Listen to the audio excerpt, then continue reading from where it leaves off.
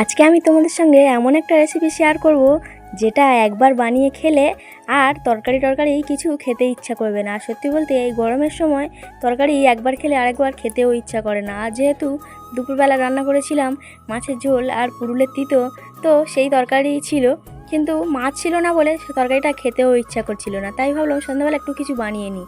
তো তরকারি অনেকটা ছিল বলে সন্ধ্যাবেলা ভাবলাম ওই তরকারি দিয়ে সবাই ভাত খেয়ে নেবে, কিন্তু না, আমার শ্বশুরমশাই বললো আমি আজকে ভাত খাবো না, আমাকে গোটা কত লুচি বানিয়ে দেবে।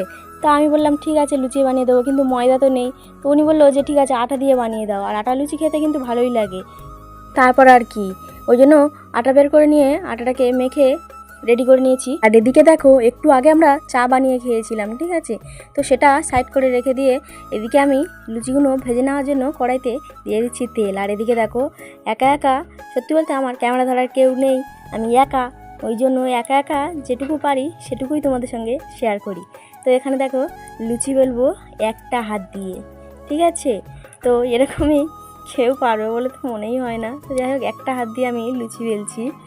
তো আর আটার লুচি বলে হয়তো পারছি, কারণ আটাটা প্রচণ্ড নরম হয়, ময়দা যেহেতু একটু শক্ত হয়, আটাটা একটু অনেক নরম হয়, যার জন্য আটাটা আমি এক হাত দিয়ে বেলে নিচ্ছি।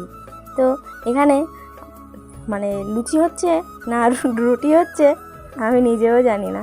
তো একটু বড় বড় করেই করছিলাম, কারণ ছোট খেলে 4টে খাবে, বড় খেলে 2টো খাবে, সেই একই তো ব্যাপার, সেই জন্য এখানে একটু বড় বড় করেই করছিলাম, ঠিক আছে।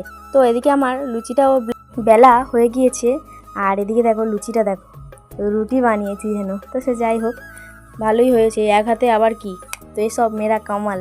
তো যাই হোক লুচিটা আমার বেলাও হয়ে গেছে, এবারে দেখো ভেজে তোমাদেরকে দেখাই। আটার লুচি ভাই এত সুন্দর ফুলে আমি এর আগে কোনোদিনও করিনি আটার লুচি। আর আমি তো লুচি সেরকম পছন্দও করি না, লুচির প্রতি আমার অত আগ্রহ নেই, বানিয়ে দিই সবাইকে, কোনোদিনও আটার বানাইনি। তো যাই হোক আটার লুচি খুব সুন্দরও হয়েছিল। তো এখানে এক এক করে আমি সব লুচিগুলো ভেজে নিয়েছি, আর দেখো সব লুচিগুলো কি সুন্দর ফুলে ফুলে ঢাক ঢাক হয়েছে একদম।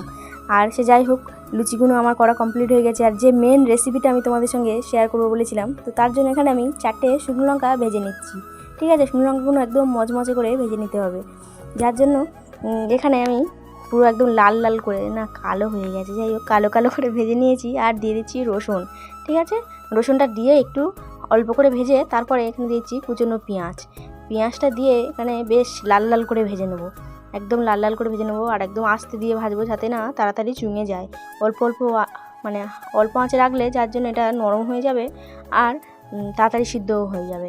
আর এদিকে দেখো আমাদের লঙ্কাটা কী জাতির লঙ্কা আমি জানি না, ভেজে রাখলে তাড়াতাড়ি নরম হয়ে যায়, যার জন্য আমি আগে থেকে এটাকে নুন দিয়ে মাখিয়ে রাখছি যাতে এটা ভেঙে গুঁড়ো হয়ে থাকে, নাহলে পরে মাখতে গেলে পুরো নেতিয়ে কেতিয়ে হয়ে যাবে একদম। তো ওই জন্য এটা আমি মেখে রাখছি আগে থেকে, আর ওটা ততক্ষণ ভাজা হোক। আর এদিকে দেখো হাতটা আমার পুরো জ্বলছে, আর এদিকে নুন দিয়ে মেখেছি, আমি দেখি একটু খেয়ে দেখি, উফ বাবা কি ঝাল, ঝাল খেতে এমনিতে ভালোই লাগে, কিন্তু এই শুধু শুধু কিছু না হলে। তো যাই হোক এখানে আমার পেঁয়াজটা রসুনটা ভাজাও হয়ে গেছে। এবার আমি এটা নামিয়ে একটু ঠান্ডা করে আর এই লঙ্কাটার সাথে এটাকে ভালো করে চটকে মেখে নেবো, ঠিক আছে। আগে থেকে যেহেতু নুন দেওয়াই আছে, তো এটাকে ভালো করে চটকে মেখে নেবো। সত্যি বলছি এটা আমি ভাত দিয়ে যখন খেয়েছিলাম, পুরো মানে তরকারি তো দূরে, আমি মানে কোনো কিছুর দিকেও তাকাই না, এত সুন্দর যেন অমৃত খাচ্ছি। সত্যি বলতে এত টেস্ট, এত সুন্দর লাগে, একবার হলেও বানিয়ে খেয়ে দেখবে কিন্তু। আর এটা আমার মাখানো কমপ্লিট হয়ে গেছে। আর খাওয়াটা আমি তোমাদের সঙ্গে শেয়ার করলাম না, কারণ আমি ভাত খাচ্ছিলাম তখন আমার সামনে আমার শ্বশুর শাশুড়ি ছিল, আর সবার সামনে ভিডিও করতে আমার খুব লজ্জা লাগে, ঠিক আছে। তো যাই হোক ভিডিওটা যদি ভালো লাগে সবাই একটা লাইক কমেন্ট করে দেবো, টাটা।